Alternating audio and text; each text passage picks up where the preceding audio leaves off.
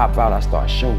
Bow, bow, bow, bow, bow. Shot the nigga. Bow, shot. If you know what dried up tears look like on your face, you look crazy. So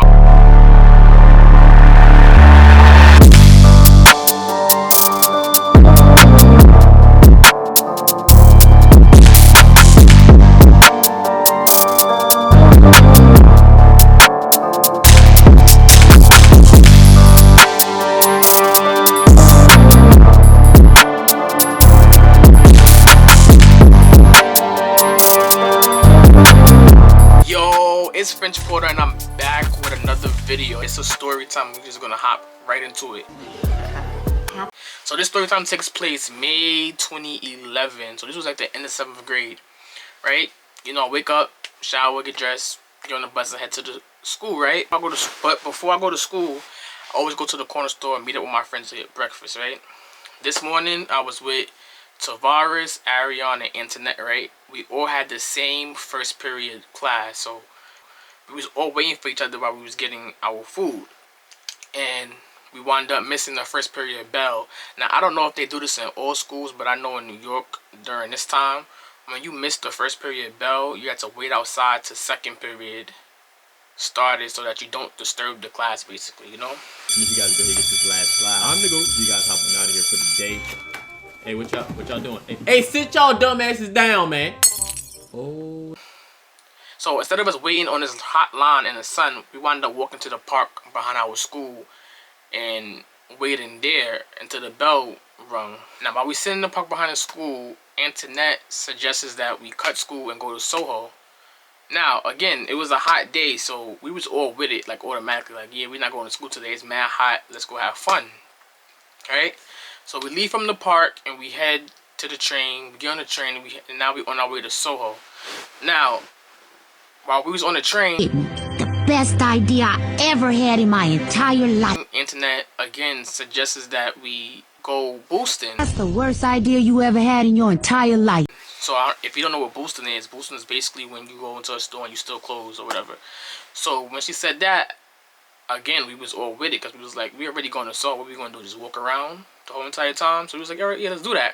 You'd help me out? Of course we'll help you out. We're gonna need some wheels. I'll lend you a car. Then it's done. Yeah, using this address and our superior instincts.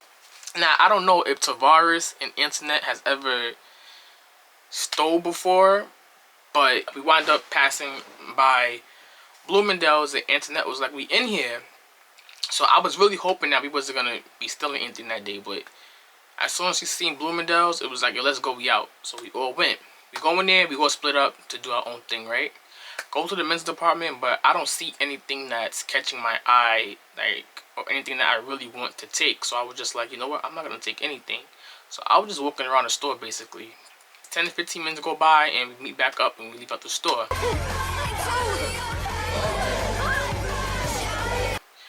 Now once we got to the store, we're walking up Broadway, or like the back block behind Broadway. We're walking up and Antoinette starts pulling stuff out of her bag.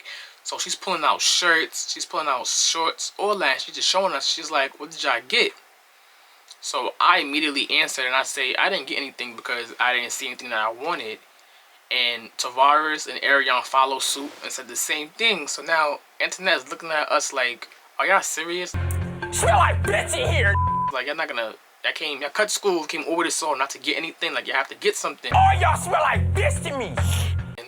And I was like, you know what? Let's go to Hollister, right? Because that weekend before, my mama took me shopping at Hollister, right? And she bought me some shirts.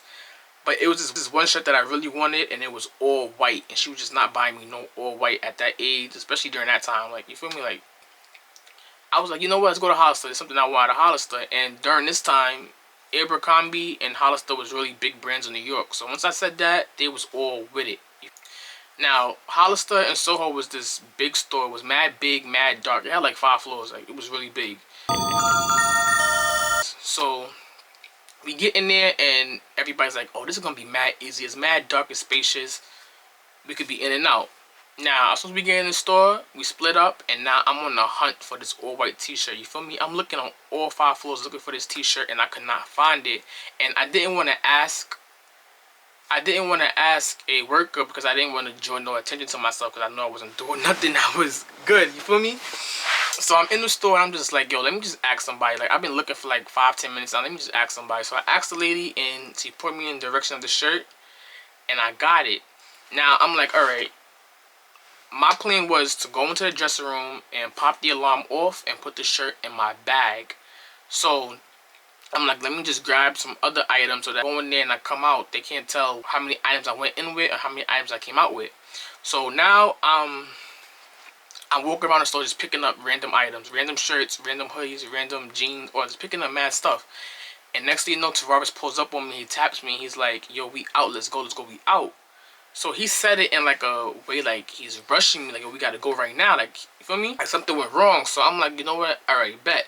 So instead of me still going into the dressing room to pop the alarm off, I just threw all the clothes on the dresser on a random table, right? And I found like the darkest corner on the floor and I popped the alarm off the t-shirt and I put the t-shirt in my bag and I went to go see where the rest of my friends was. So when I finally seen them, they was already walking towards the exit. So I'm like probably a few feet behind them, but I wasn't gonna run or nothing because I didn't want to make it hot. So I'm like a few feet behind them and I'm following them out the store. Now them three get out the store first, right? And as soon as I leave out the store, a security guard grabs me, right? So he grabs me by my shoulder, right? And I go to like push him off. And he had like a tight grip, on my shoulder and my book bag strap. And he's like, no, you're caught. We caught you on camera. Let go. No, I'm not gonna let go. We're gonna call the police and deal with this the right way. That's not okay? the right way. So my first thing was to scream for help. So I screamed to him like, yo, help me. And they turned around and when they seen the security guard grabbing me, they started running.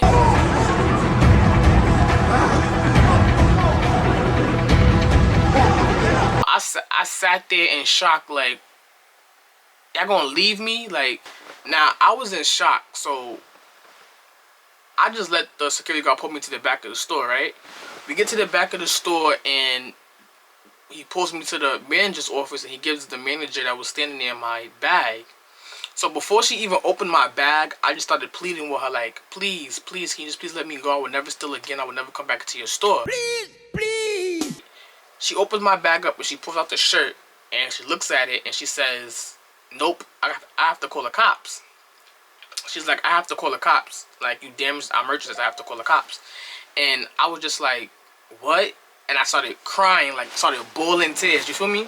Not because the cops was being called, but I was just thinking about what my mother was going to do to me when she found out. Like, I knew off rip I was going to get, like, the beating of a lifetime. I was going to get my BlackBerry taken. And I was going to be put on punishment for God knows how long. What about my life? What about me? So I was crying because of those three reasons. Not really because the cops was coming. Like, at that time, I wasn't even scared of cops, really. So... You the dick. Fuck the police. So she winds up calling them, and like 10 minutes later, they pull up, right? 2 officers pull up. They do the police report, like the damaged merchandise, whatever was said, and the cop tells me it's time for us to go. So I get up and I start walking, following the first officer, and the officer behind me like, where you going? Like, and I'm like, we're leaving, right? And he's like, yeah, but I have to arrest you. So he pulls out handcuffs, and now when I seen the handcuffs, I was like, what? I already knew off rip how embarrassing it was gonna be to be handcuffed. So I was like, sir, you don't have to handcuff me. Like, I'm not going anywhere. You have my book bag. You have my information. I'm not running anywhere. I don't give a fuck, Keisha. And he was just not, he just was not hearing it. He was like, no, I have to handcuff you. This is like protocol. So he handcuffs me and we walk out the store. Now, I got dried up tears on my face. So if you know what dried up tears look like on your face, you look crazy. So I'm walking out the store, handcuffed with 2 officers. I look mad young, and I just see everybody outside of the store staring at me. Like, mad people just staring at me. Like, mad embarrassing, you feel me? Get in the cop car, we drive off, we head to the precinct. Now, we get to the precinct, they take me to another officer. Now, this officer, like, again, checks my bag and everything, and they do like a, kind of like an intake, because they take my information again, right? after they take my information, another cop comes and takes me to another officer that was sitting at a desk. So I'm sitting in front of him, and he asked me for my age, my birthday, my address, what school I go to, and my parents' information, their birthday, their age, and their number and where they work. So the officer that I'm speaking with at the desk, right? He said, he lets me know he's gonna call my mom and tell her what happened and tell her that she has to come pick me up. So he calls, and the call rings out, like nobody answers. Right? And in my head, I get like a sign of relief because I'm like, yo, there's still some way that I can get out of this and my mom not find out. You feel me? Like, before this even happened, like, anytime I got into any problems or anything on the street, I always found my way out of it. You feel me? So, when this was happening, I was just thinking like, yo, this is going to be one of those situations where I get myself out and nobody knows. You feel me? So, while I'm sitting there, he's like, I'm going to call again in a few minutes, but do you have another number or do you have another relative that you could call and come pick you up? And I was just sitting there thinking like, nope, there's nobody else that I will call to come pick me up. You feel me? Because I'm not trying to let my mother know what happened. Right? So he calls again, right? Like 10 minutes later, he calls again, and she answers, and he tells her what happened, and then he asks her, do you want to speak to him? And she must have said no because he said okay and hung up the phone. So now I'm sitting in front of him panicking because I'm like, yo, I must be in some big trouble because my mom don't even want to see if I'm okay. You feel me? So I'm just like, yo, nah, it's over for me. Like, I'm just preparing myself for the beating. I'm preparing myself for the punishment, everything. You feel me? He gets up. He takes me to a cell and he handcuffs me to the bench inside the cell and he closes the door, right? Locked up, they won't let me out. And he's like, I will come and get you when your mom get here. I sat there for a whole 5 hours waiting for my mom to come on this hard bench. Couldn't even take a nap. Was super uncomfortable. I'm handcuffed. All that. Like, just feeling crazy. You feel me? Sat there for 5 hours. Finally, he comes, opens the cell, and he says, your mom is here. Now, I was scared, but I was also happy because I was getting out of that cell. But I was already scared because I already knew that I was going to be in trouble, right? We go outside. My mom comes, picks me up, and we leave, right?